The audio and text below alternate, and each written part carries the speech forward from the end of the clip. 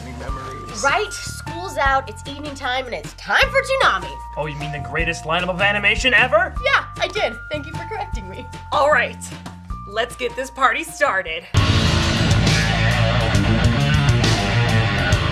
Will you kids keep it down? Some of us have actual work to do around here. But Critic, we're watching Toonami. I don't care what you kids are into nowadays. Just turn that down before I turn you down. What does that even mean? I don't care, I'm old. Turn it down. That's better. Work, bills, adulting. Wait, I don't get it. Isn't this an episode on Toonami? Well, it was just past his age range, so... So he doesn't know the impact it had on so many people? Nah, man. He's gotten old. He's become one of them. An adult. Well, for someone who talks about nostalgia so much, he should be educated about it. Nah, he's too close-minded. No. It is our duty to teach him about the awesomeness of Toonami. Away! Okay. Oh, let's go. Okay, that makes sense. Flippity-chippit. Hobbity-gobble. Hey, Critic. Oh, what, did your phones break? You millennials. Dude, your calculator's a phone. I know what I said! What'd I say? You were asking what we wanted. Yeah, that! We know that Toonami was a little bit past your time, but you really should understand the impact that it had on kids to tell more epic stories. The only thing important to people my age is knowing how much people your age suck! Now get out of here while I eat my gruel! See, he's too old. Just let him hate everything. No! Critic, it's your duty to represent these timeless shows that made an impact on a generation. How dare you, boy! And if we're gonna get you into this, we're gonna do it the right way. Hippity pipple, what is that?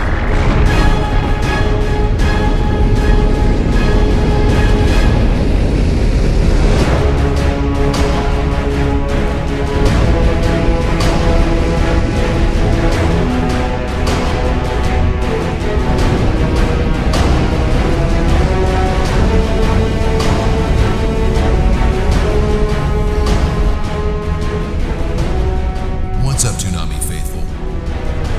Tom? Wait, you know who Tom is? Oh, maybe I watch a little Toonami. It's time to kick ass where there was none and enlighten those who doubt the awesomeness. No! This is both humbug and poppycock! Come on, Critic. It's time for you to see the light. Oh! My bones are frail and brittle! Come on, you're not that old. Okay. In 1997, the then relatively new Cartoon Network ran a weekday series of shows called Toonami. This wasn't their 100% family-friendly programming, but it wasn't their late-night grown-up Adult Swim programming either. It was somewhere in between.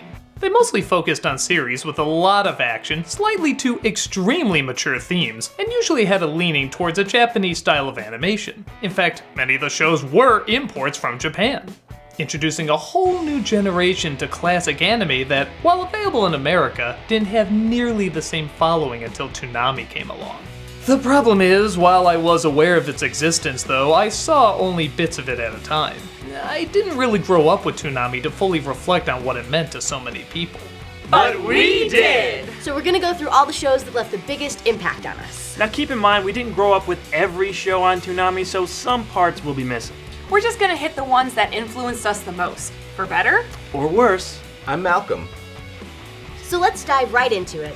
Despite Tom being the best known host, Toonami actually started off with Moltar from Space Ghost Coast to Coast, introducing every show you are about to see.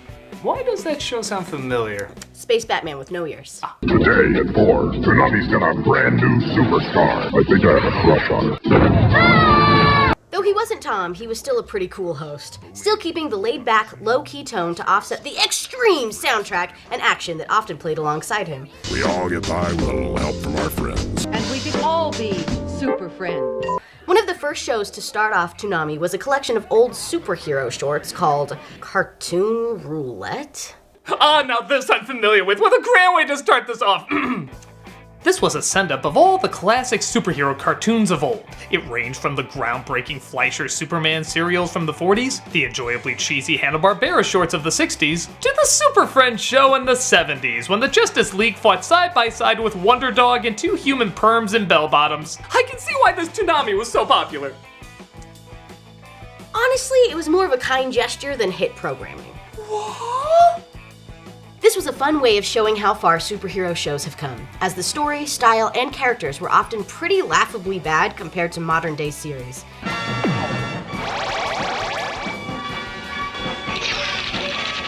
It was the equivalent of showing the Adam West Batman before The Dark Knight. It was just interesting to see how far we've come. And the Wonder Twins, San and Jaina, with their space monkey, Bleak.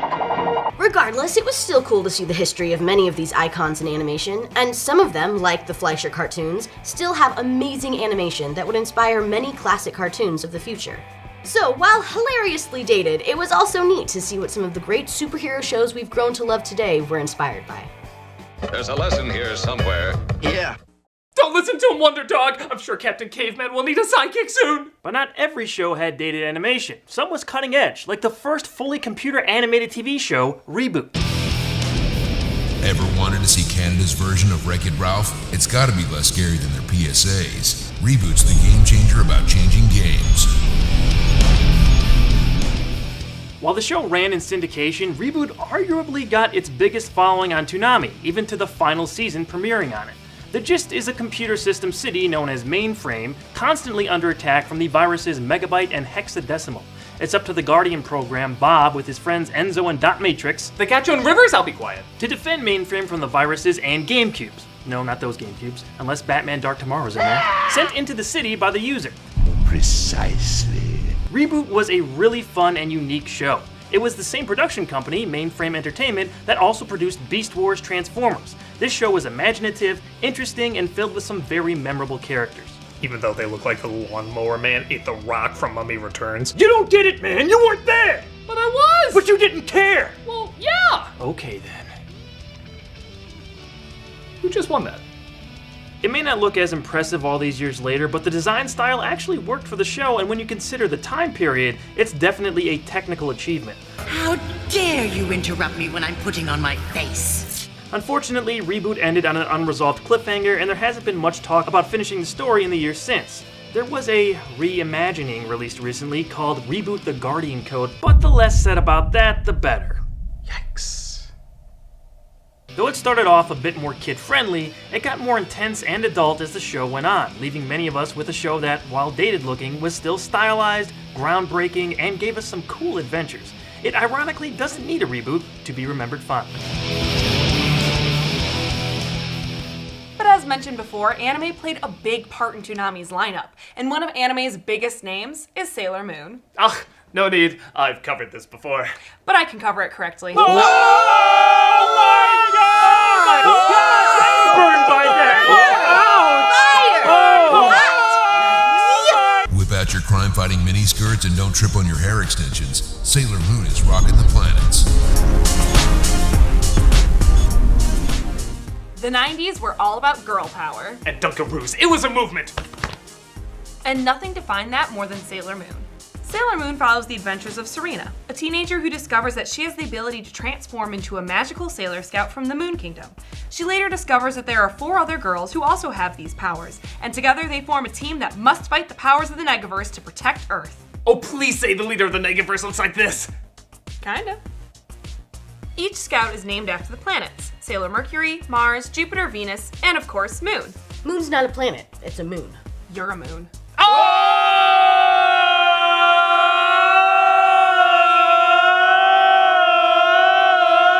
Eventually, they'd be joined by others, including Neptune, Uranus, and Pluto, just to name a few. The ladies kicked butt and took names in the name of the moon, which is not a planet, and is still one of the longest running magical girl animes ever. It had worldwide appeal to girls, women, and even boys and men. Sailor Moon was a wonderful show that was action-packed, sweet, and cute. It showcased strong female friendships with humor, romance, and adventure. In America, it was actually first shown on 2 other networks before it took hold on Toonami in 1998. It was part of the lineup for the next 3 years, being a staple in its early identity. Seasons 3 and 4 were originally aired on Toonami, a little bit more unedited than the original 2 seasons. All 3 movies were also shown on Toonami. Season 5 of the series was never aired on television as the contract expired in 2003 and has never been renewed or shown on American television since. Why is that? Well, this is just a theory, but Season 5 starred 3 new Sailor Scouts, dubbed the Sailor Starlights, who were men, at least pretending to be while on Earth, that transformed into women when they took their powered form. I'm guessing that's something 2001 probably wasn't ready for. Oh, come on, they made Sailor Uranus and Neptune cousins instead of lesbians, resulting in... It seems so long ago, my first kiss. Like it was yesterday. Kids hearing the term kissing cousins for the first time? Though there were certainly action shows that had girls in them, the casts were usually male-dominated. So it's nice that Toonami not only had a show that was female-dominated, but was also funny, imaginative, and incredibly entertaining. Proving the lasting power of the moon, Again, not a planet. neither is Pluto, That just proves my point more. is not going away anytime soon. I know Sailor Moon was a real big hit anime at Toonami, but wasn't there one that was an even bigger hit? I think it was called Dragon... Oh, I got this one! It's Dragon Ball Z. It's Dragon Ball Z. Dragon Ball Z was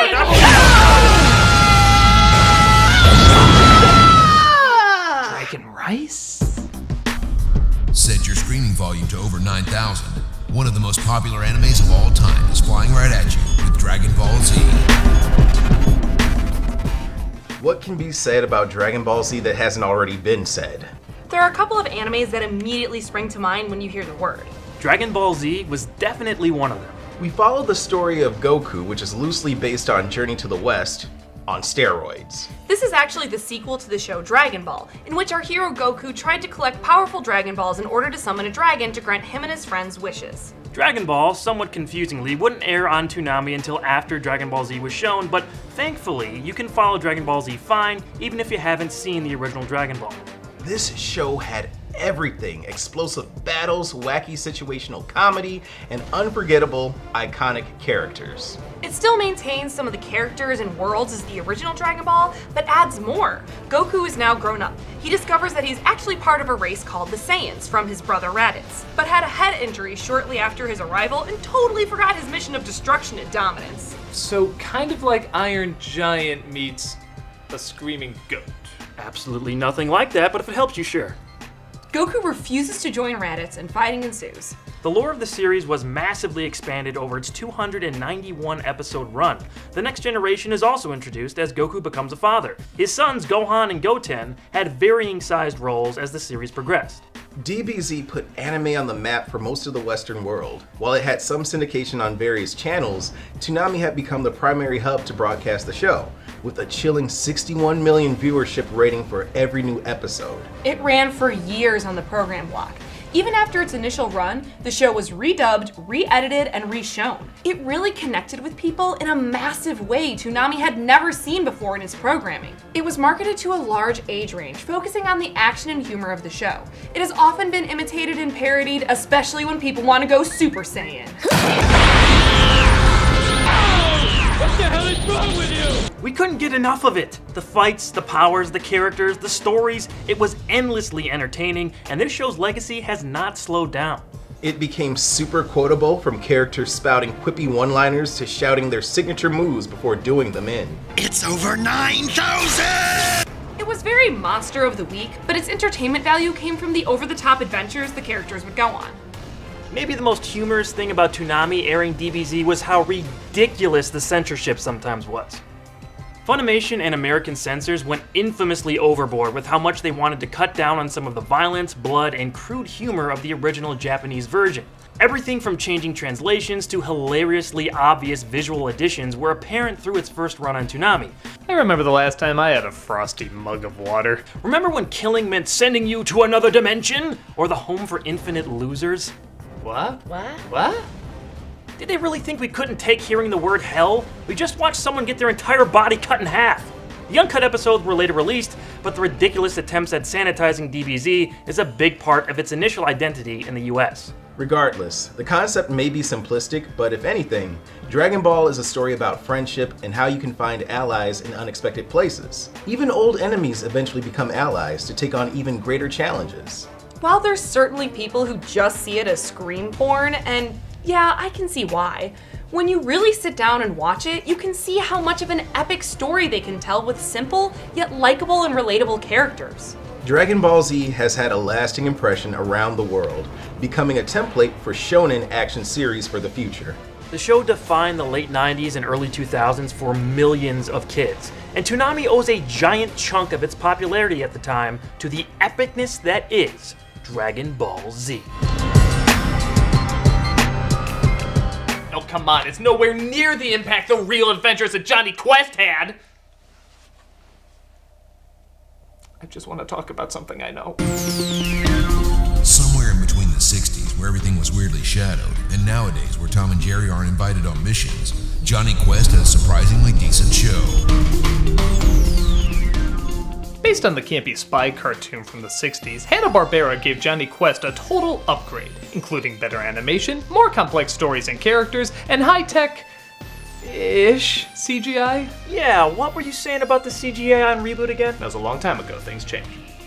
The CG is cleverly used just when they need to enter the virtual world. The rest of the show is hand-drawn and, while still kid-friendly, had a bit more of a mature edge to it.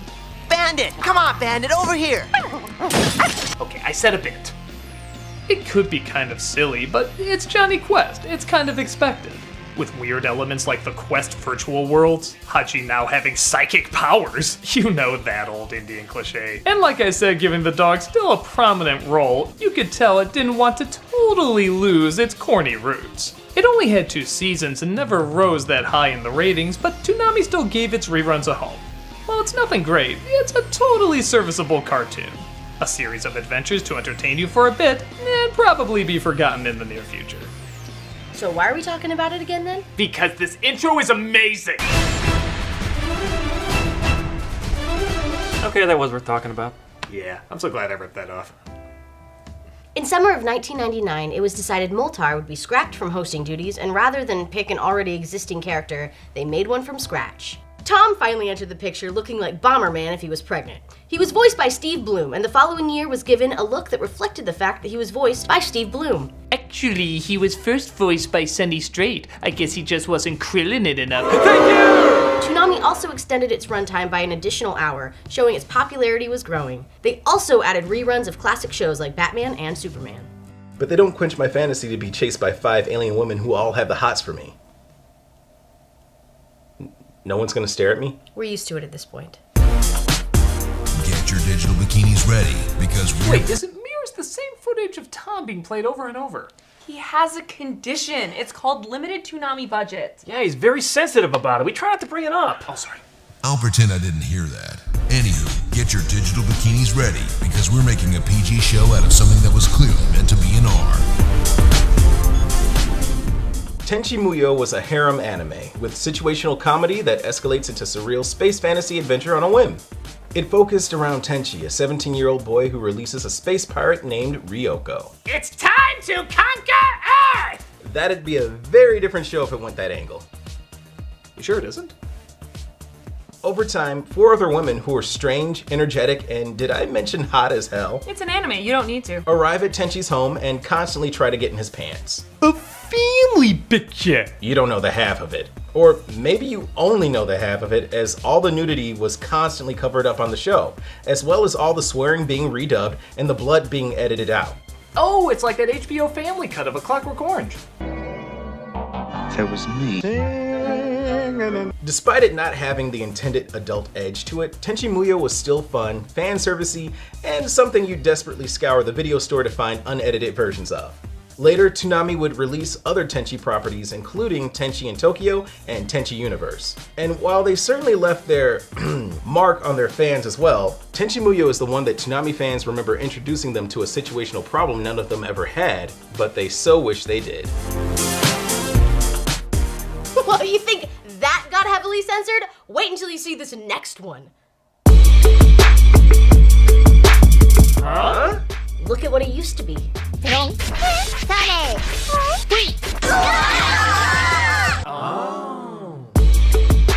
Sugar, spice, and everything kick-ass. The Powerpuff Girls are here to save the day with their wide eyes of justice. To this day, my favorite lady group. Though it already had a huge following on Cartoon Network's segment called Cartoon Cartoons, they were badass enough to air on Toonami as well. Honestly, it almost makes too much sense. Though not an anime, you can tell it was heavily inspired / heavily satirizing that style. And seeing how Toonami was neck deep in anime, it only figured to have a show that was both an homage and a parody of it as well. Created by Professor Utonium. What's he a professor of? X-ology.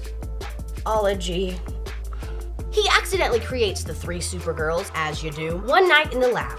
Blossom is the leader, Bubbles is the soft kind one, and Buttercup is our tough ball of angst. To their credit, they stick to these personality tropes way better and more consistently than some girl gangs. Mamma Mia, anyone? No thanks. The show is full of fun dialogue, a great art style, and characters that were new and creative. The villains especially stand out. Creepy Him looks different than any other animated character I'd ever seen. The Amoeba Boys, Sedusa, Mojo Jojo, classic! Not to mention the mayor of Townsville calling on these kindergartners every day to help save the city. Those 5-year-olds have some major political clout. Yo, what's with not letting little kids fight our battles anymore? What? What? The violence on the show is also something not seen in children's shows anymore, being both surprisingly harsh and extreme. Again, a perfect fit for Toonami. Even though it probably didn't need Toonami's help to get famous, it did cement them as not only funny but badass as hell, proving epic fights aren't just for the big kids. Well, only one thing could be more extreme than crime-fighting kindergartners. I think there's a lot of things that could be more extreme than A show from the guy who made Dexter's Lab. That sentence is full of disappointments. Oh, okay, maybe not that many. Sharpen your swords and tie up your man buns. Samurai Jack is in the house. Long ago in a distant land, Aku, the shape-shifting master of darkness, unleashed an unspeakable evil. But a foolish samurai warrior wielding a magic sword stepped forth to oppose him. Before the final blow was struck, he tore open a portal in time and flung the samurai into the future, where Aku's evil is law. Now the samurai seeks to return to the past and undo the future that is Aku. Did you just repeat the show's intro? I'm sorry, do you have a better way of explaining the premise? That's what I thought. Now he's gotta get back to the past. Samurai Jack! Oh, come on! Samurai Jack is nothing short of amazing. Creator Genndy Tartakovsky went from comedy to intense action comedy while hardly having to change his look at all. The show was packed to the brim with style and substance. Jack was a near-perfect protagonist, and his never-ending crusade to return to the past to save the future was as compelling a journey as I've seen in almost any other animated show. Is he supposed to look like Professor Utonium as a Ninja Scroll character? No, he's supposed to look like a black guy voices him. I have so many questions. The late great Mahō voiced the sinister Aku and could be as funny as he was threatening. I'd like to place an order for delivery. 30 minutes, oh, it's free. Excellent! The mix of tones from loud hilarity to quiet character studies resulted in a truly unique piece of cartoon history. It originally aired from 2001 to 2004, but didn't regularly start appearing on Toonami until 2008. In 2017, the show was revived for a 5th and final season that was meant to finally wrap up Jack's story. This time, the new episodes debuted on the Toonami block and were noticeably more adult in some ways. I could talk about this show for hours, but if you want more in-depth thoughts, I did a top 5 video on the best episodes right here on Channel Awesome, and also reviewed every episode of the final season on my personal channel. If you've never seen Samurai Jack, you're missing out on one of, if not, the best original series Cartoon Network ever produced. Well, that's cool and all, but I thought a big part of Toonami was anime, not like anime. Where's all the Japanese fighting and giant robots? Oh, you mean like... No, nothing like that. Oh.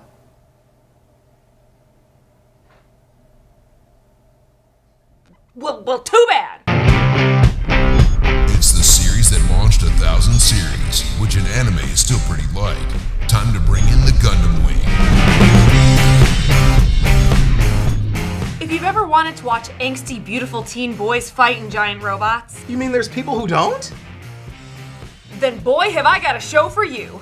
Gundam Wing follows the story of 5 teenagers who were selected to be a part of Operation Meteor, in which they were sent to Earth in high-powered mobile suits called Gundams to seek revenge on a political organization called Oz. Please tell me this is just the Japanese version of The Wizard of Oz. The guys are all vaguely named after numbers. There was Hiro Yui, Duo Maxwell, Troa Barton, Ketra Baba Winner, and Chang Wu-fei. Sound complicated and a little convoluted? You bet it is! It was the perfect mix of angst, giant robot battles, and political intrigue. Personally, I was captured by it because it was something that I had never seen before.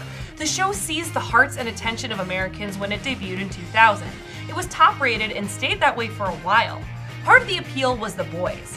They were like a murdering badass boy band, each with their own personality types. Hiro was the brooding deep loner, Duo was the wisecracking jokester, Ketra was the kind gentle one, Troa was quiet and thoughtful, and Wu-fei was, well, super righteous, I guess. And Scary Spice was the wild card. Please. That was clearly Baby Spice. Gundam Wing was actually much more successful in America than in Japan, where it was originally released in 1995. It introduced American audiences to the extremely popular Gundam franchise. Toonami tried to capitalize on the interest by showing other shows in the series, including the original Mobile Suit Gundam, but nothing quite stuck as much as Wing did. Although it did create a generation of people like me who have spent literally hundreds of dollars on plastic models of robots. How did you fit all those in your pocket? Modern animes in America owe a due of thanks to Gundam Wing. It was aired with none of the names of the characters or music changed from the original Japanese. It was also the first unedited anime ever run on Cartoon Network as a part of Toonami After Dark. I always remember staying up until midnight to watch these unedited episodes, where the characters said death and swore and had blood in a battle. Yeah, the early 2000s were a more innocent time. Oh, I don't know, it gave us this. Staying true to its source, altering little, and giving their all in every frame, Gundam told a compelling story with compelling characters, not surprisingly, keeping us compelled. Well, I like my big robot animes to constantly rip off Batman. You mean you actually saw? Big O! It's showtime! Showtime! How about that? A Toonami anime that critic has seen. I think he just thought James Bond joined Power Rangers or something. Big O is like a collection of 5 different sci-fi shows that don't go together, yet somehow, they really don't go together. But the elements they're combining are still pretty damn cool. A man named Roger Smith wakes up realizing his memory has been erased. As it so happens, everyone's memories around him have been erased too. Rather than, look for answers, everyone stays in their futuristic cities where the rich are encased in giant bubbles and the poor are left to decay in the real world. You said this was science fiction. Androids are a big part in the city's environment, and one named R. Dorothy is created as a decoy for a real kidnapped girl. But since the girl is never found and the android has nowhere to go, she stays with Roger and his butler, trying to stop wrongdoings and, if there's time, figure out what happened to everybody's memories. Oh, and for no reason at all, Giant robots! Why? Because giant robots! Yeah, on one level it's a Monster of the Week show, on another it's a crime-fighting show, on another it's a social commentary show, on another it's a buddy-buddy show, and on another it's Blade Runner. It's far too many elements to go together, but they're very cool elements to go together. And the style within both the characters and the designs reflect that. Our Dorothy is one of the great deadpan characters. She has little to no emotion, is strong as hell, and drives Roger crazy with her robotic preciseness. It's like if Daria was the Terminator. You mean Dorothy's going to be living with us? It's not because I want to. Do I have to make you get out? You may try, but I'm doubtful that a mere human would have the strength. You know a show is working when the opposite version of the character is presented and it's legitimately creepy. Just seeing her smile is like when Wednesday Addams smiles. It's kind of terrifying. Goodbye, negotiator! The show sadly didn't do very well in Japan, meaning they had to stop at 13 episodes even though they wanted to do 13 more. Well, Toonami enjoyed it so much they co-produced the rest of the episodes to finish it out. There were just too many people who wanted to know what was gonna happen next. Does it work as a whole? I suppose not. It is too many different elements coming together. But those elements are so memorable and awesome that I can't see myself ever forgetting them. It may have had a short run, but it's one of the most memorable short runs an anime could ever have.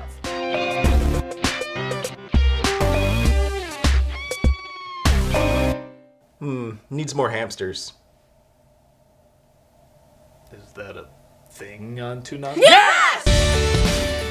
It's Hamtaro time. Cushy cushy ticky ticky woo. Did Tom just say that? Of course, it's Hamtaro. Hamtaro was unbelievably goddamn cute. If you were having a bad day, watching this anime about hamsters learning the value of teamwork would easily turn your frown upside down. Oh, and he fights crime in the middle of the night. Nope. He goes outside, makes new friends, sometimes they play in the backyard. Where they say the magic words and turn into ninjas. No, he just tries to make his owner happy. A 10-year-old girl named Laura. And Laura is a demon hunter. No, she's just a kid that enjoys playing with Hamtaro and the Ham-Hams. Ham-Hams? Geesh, critic, you're acting like this isn't a perfect fit for Toonami. Is it? Of course! Amongst all the fighting and the bloodshed and the intense action, Hamtaro's the most badass of them all. It's Hamtaro, man. Hamtaro. My sunflower seed is gone. I'll help you look. 2 hamster heads are better than 1. This was on Toonami. Yeesh, this is pointless. You know, some people just don't understand the epic weight of Hamtaro. Epic weight? Man, you either get Hamtaro or you don't get Hamtaro. Okay, I guess I don't get Hamtaro. I'm embarrassed for all of us. Let's just move on to something a little bit more laid back and subdued, Justice League. Yeah. What? Before the DCEU gave us whatever that movie was, there was a Justice League that knew how to give the people what they wanted.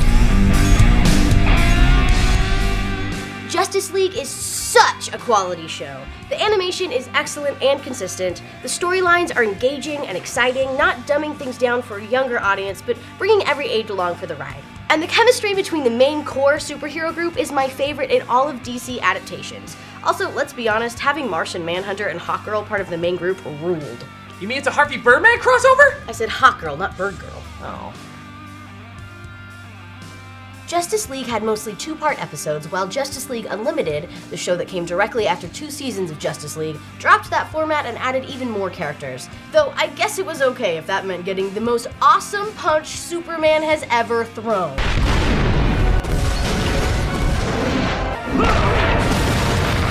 I want to marry that punch. Even in Justice League, though, the lesser-known character cameos could stack up to the dozens or even hundreds. They tackled some cool storylines like Superman dying, the Legion of Doom assembling, and the love story between Hawkgirl and Green Lantern. Also, the cast of Teen Titans came in and voiced the Royal Flush Gang, hired by the Joker to fight the League, and it was awesome. That is the weirdest sentence I have ever heard you utter. You should hear me when I'm sober. With so many people wanting that perfect Justice League adaptation, I say we already got it. It had many adult moments, but never lost sight of that childlike wonderment. It was action-packed but smart, aggressive but sensitive, followed the comics but also stood as their own thing. I'd much rather take this Batman and Superman fighting than this Batman and Superman fighting any day.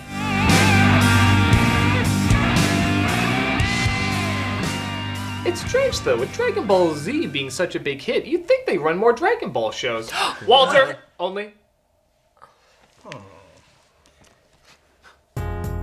With every canyon-destroying step forward, you take a canyon-destroying step back. Dragon Ball and Dragon Ball GT both start and continue the Dragon Ball legacy. Dragon Ball was, I guess in Toonami's order, the prequel to their hit show Dragon Ball Z. It followed a boy with a tail named Goku and his new friend Bulma on their quest to collect the 7 mystical Dragon Balls. When all 7 are brought together, the eternal dragon Shenron appears, granting his summoner one wish. Oh please, everybody who saw Dragon Ball Evolution knows that. See, that's what happens when you mention that movie. Along the way, Goku makes new friends, enemies, is trained further in the martial arts, fights in tournaments, and takes on a whole army. This anime was released in Japan in 1986, but only started airing on Toonami in 2001. Therefore, a lot of kids saw Dragon Ball after already being exposed to the much more action-oriented and serious second series. Dragon Ball had plenty of action, but it was a much lighter show. It was more comedic and goofy. I'll admit it was a bit jarring back then at the height of DBZ's popularity to see something so different that involved the same characters I felt I already knew very well. It wasn't until I was older that I appreciated the series for what it was and truly enjoyed it. Dragon Ball will forever be important to the history of anime and animation in general. It's filled with great storytelling, adventure, action, and its trademark pervy comedy. You let me have your Dragon Ball, and I'll let you have a little peek. What do I care about seeing your dirty old fanny? I feel like a lot of people watching now should be asking that. Dragon Ball GT takes place several years after the end of Z. It follows Goku being transformed back into a child by the Black Star Dragon Balls. With Trunks and his granddaughter Pan, he has to travel the galaxy to find them so he can be transformed back into his adult state. The series is notable for it not being based on a manga and having limited involvement from Dragon Ball creator Akira Toriyama. Is this a good thing or bad thing? This is absolutely the black sheep of the Dragon Ball family. It only lasted 64 episodes and failed to connect with its audience like DBZ did. When Dragon Ball Z was still airing, I remember hearing so much about GT. Magazines, internet articles, rumors about what was going to happen on the show were present quite a bit among the fan base. There was almost this mystique surrounding it. When they finally aired it in 2003, I knew right away this wasn't going to be what I had come to expect. Step into the Grand Tour. Step into the Grand Tour. Dragon Ball GT. Ew. Yes, this is happening. That crappy intro was simultaneously the dumbest and most disappointing thing I had ever heard. Say what you will about DBZ's American Score by Bruce Falconer, but I grew up loving most of it, and his presence was sorely missed in DBGT. The American music was terrible, and that was the least of this show's problems. I think the plan was to take the Dragon Ball saga back to its roots by turning Goku into a kid again, but it did not work. To complicate matters, Funimation edited together chunks of the first 16 episodes as a one-episode Toonami premiere. Well, that's almost as stupid as telling an entire season of a show in a movie. Almost. These were later released as the lost episodes, as Funimation was concerned about the big tonal shift GT made from Z. It remains a gigantic letdown, but that was far from the end of Dragon Ball content. As previously stated, the popularity of Dragon Ball is doing just fine nowadays, and it doesn't look to be ending anytime soon. Doesn't look like Toonami's popularity was gonna end anytime soon either. With all these epic shows that they're constantly putting out, I can't wait to see what Toonami would do next! This summer, you'll learn just how cool it is to be part of the Goozy Gang. What the hell was that? No, seriously, what was that?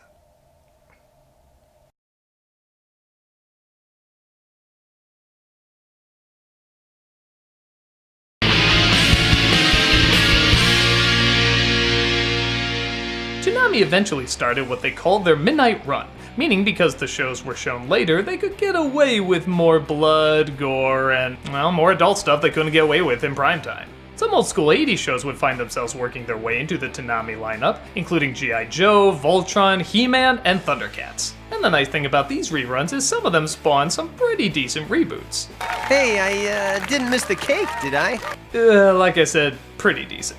Thundercats, for example, got a completely new show, trying to update the original material with a more mature storyline and characters and give the animation more of an Avatar: The Last Airbender look. It was a decent attempt, but it never caught on. I think the reason is it made the characters a little too young.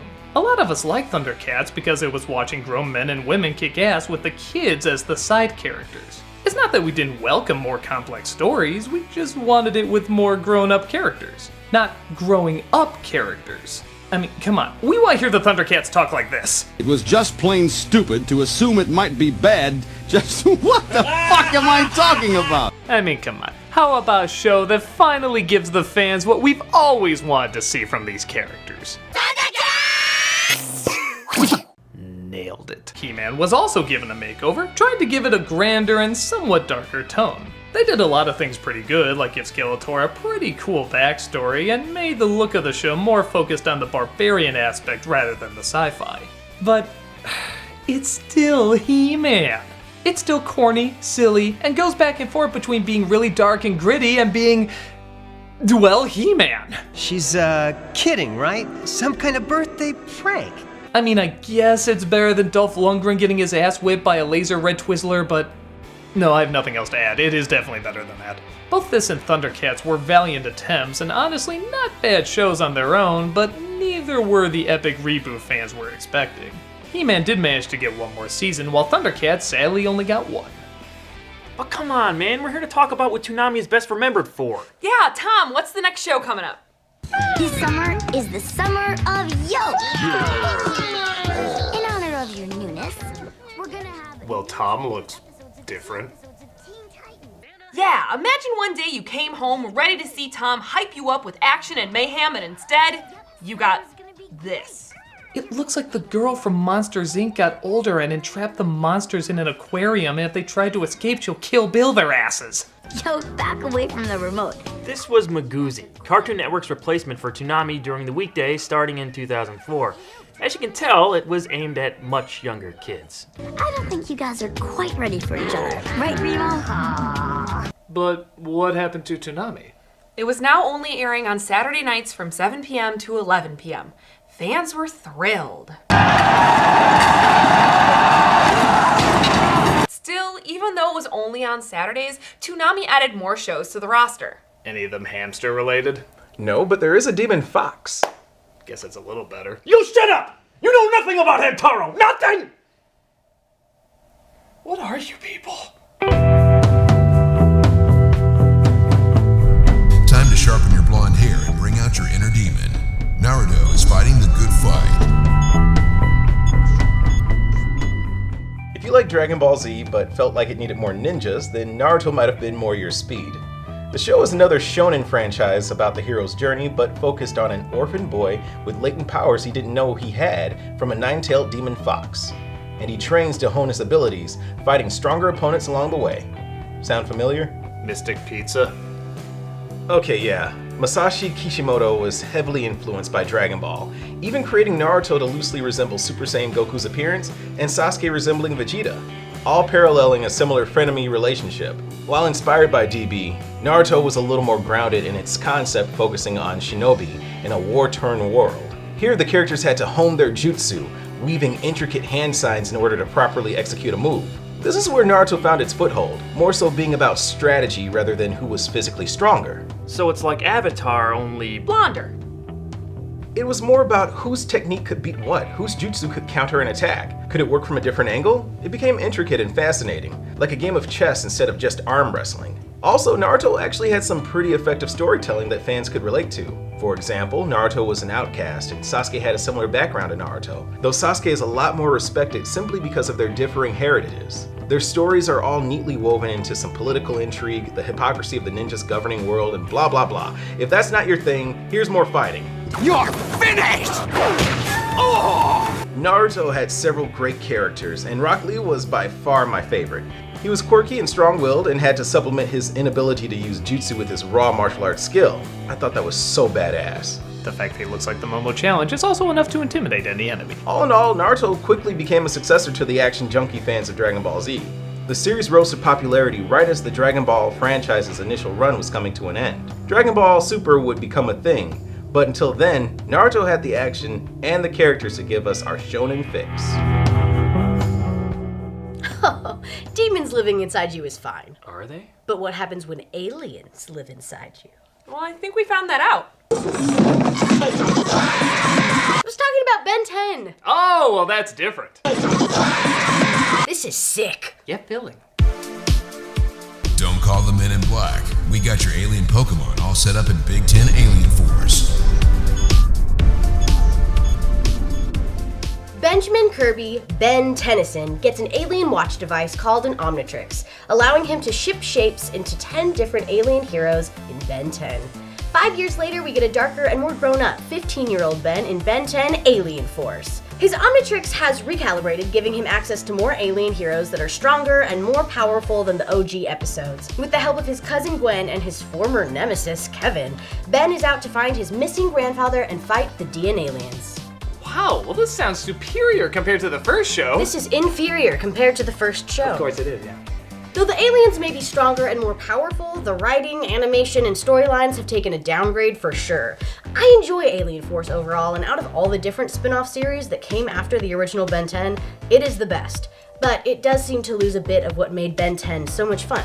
Don't get me wrong, we wanted more Ben 10 and we got some great episodes with this updated and more adult version. It's just never gonna quite capture the magic the original Ben 10 had. It's by no means a bad show, but it doesn't hold a candle to the original. But let's get back to anime with YuYu Hakusho. Did you just sneeze backwards? Everybody asks that.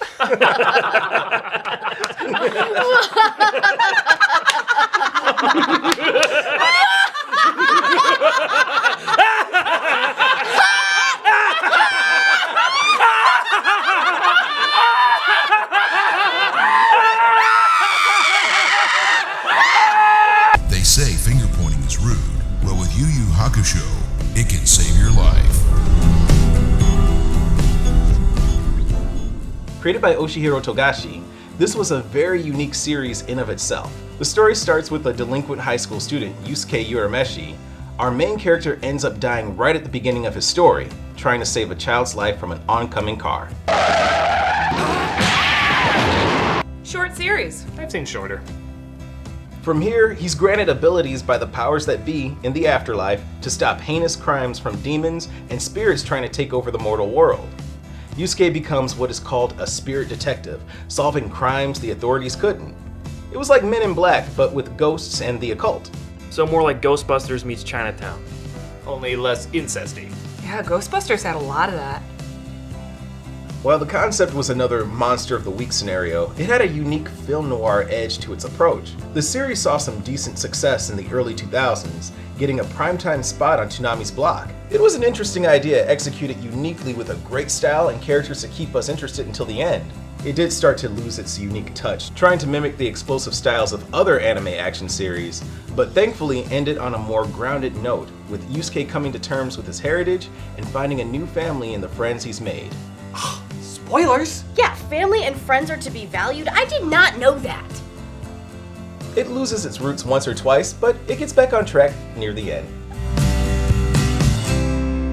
Oh, let's talk about the Batman. Which one? The TV show. Which one? The animated one. Which one? The one that's just okay. Which one?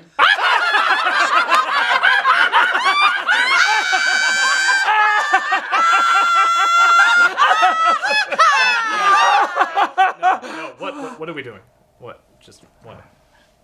Another Batman in the Belfry, but this one contains the word "the" in front of it. The Batman tries to change things up, for better or worse. Simply put, this is another passable animated Batman show. Have we seen it before? More or less. Does it bring anything extremely new to the table? The animation is cool, and seeing a younger Batman meet his villains for the first time is fun, but not really. Is it still a good show that I recommend? I'll bet yeah! Sure, this series borrows a lot from what we've seen before. The character arcs are all mostly the same, with some slight variations, mostly due to other DC shows running at the same time. We do get a large assortment of classic Batman villains, which is cool, and overall a solidly designed show. What is interesting is that Robin doesn't appear until season 4, because he was in Teen Titans, which was running until the Batman started its 4th season. We get instead Batgirl as his sidekick up until then. Other than that, the characters that we know and love are all there. We only get 2 series original characters that aren't seen in other adaptations, Chief Angel Rojas and Detective Ellen Yin. Bullshit original, that's Elisa Maza! Oh, come on, that's... Scary how much they look alike?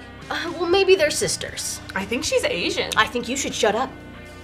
The Batman doesn't take as many chances as other Batman shows, but it doesn't do the exact same thing either. The characters do have a look that you can easily identify as being from this show, unlike the other Batman incarnations where they all look pretty similar. It's nothing groundbreaking, but it's just different enough to warrant a viewing.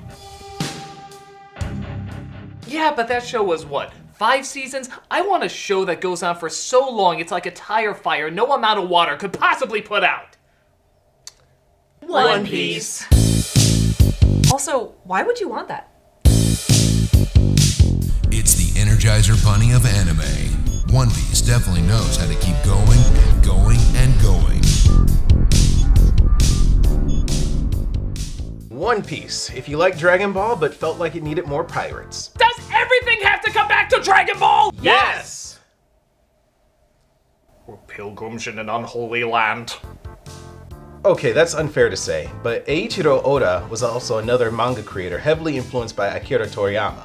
One Piece is a treasure in of itself, garnering its own popularity to put itself in the same league as Dragon Ball and the like.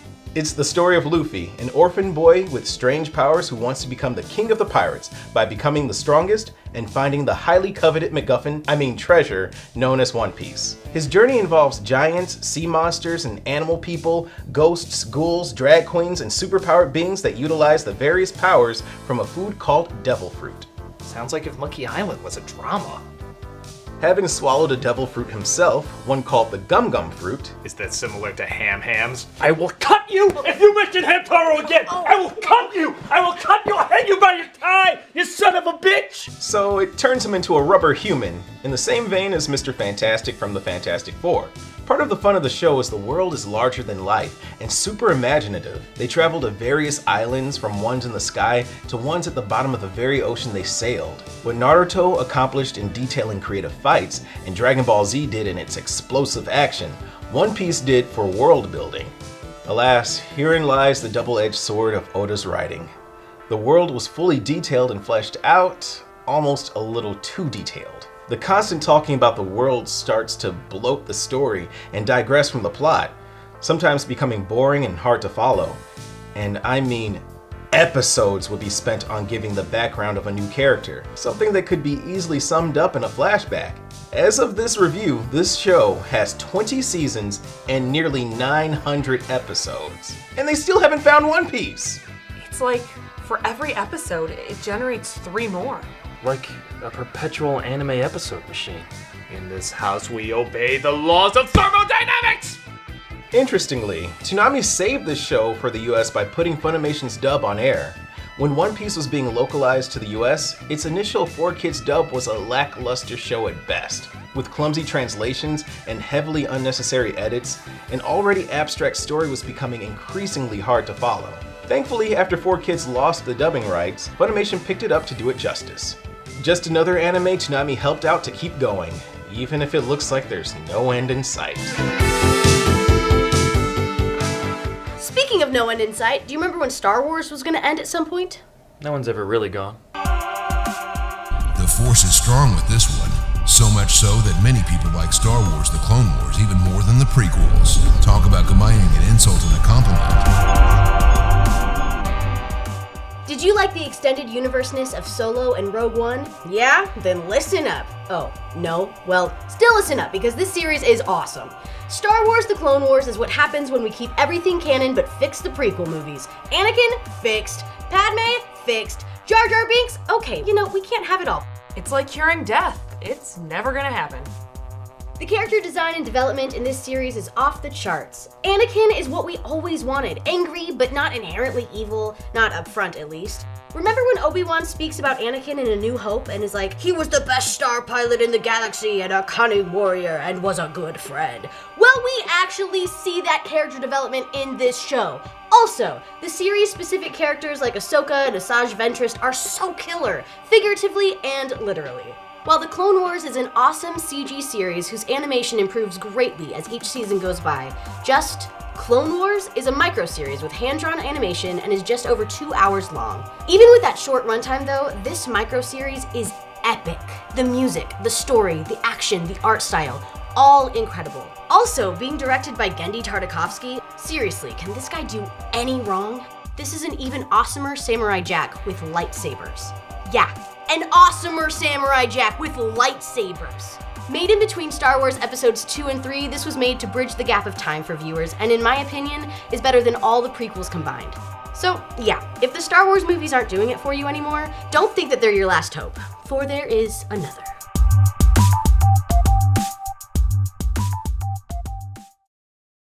On September 20th, 2008, Cartoon Network announced it would be canceling Toonami due to low ratings. For many, this was the end of an era.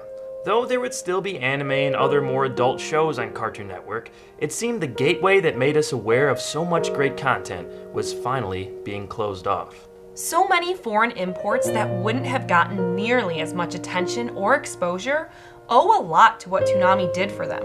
It opened our eyes to so many shows, so many adventures, so many characters that we would hold dear to our hearts. Whether for laughs, tears, dumb fun, or gripping drama, Toonami left a legacy of programming that we would never forget.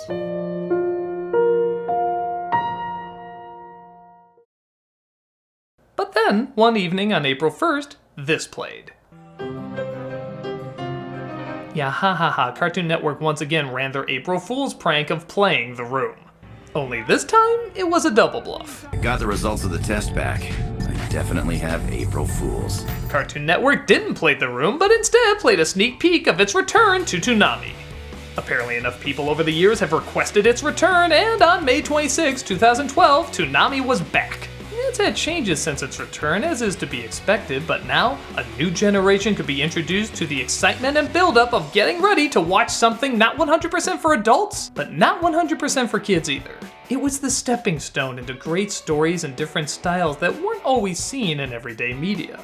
A mixture of corniness, intensity, comedy, drama, simplicity, complexity, and of course, a shit ton of action.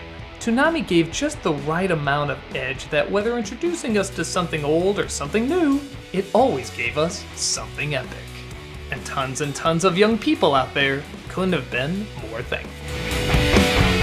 Thanks for watching, Toonami Faithful. And remember, if you want a really cool channel, go over to Epic Voice Guy's page. He's so funny and handsome and... pay no attention to that epic voice in the booth. Darn it! So, Critic, it sounds like you finally came around on Toonami. Yeah, you know, at first I didn't get it, but after hearing you all talk about it, I finally realized the impact that it actually had. Come on. Let's watch one more.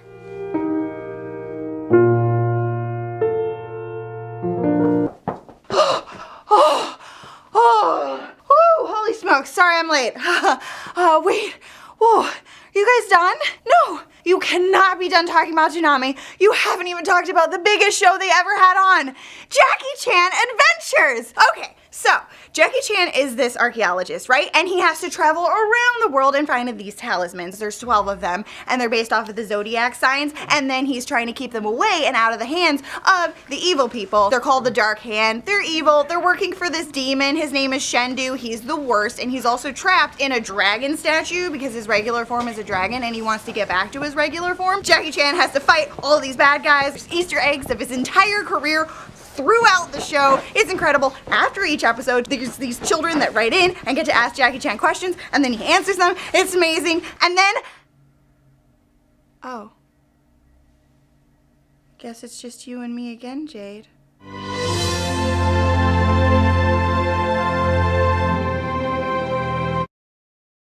And the Wonder Twins, San and Jaina, with their space monkey, Bleak.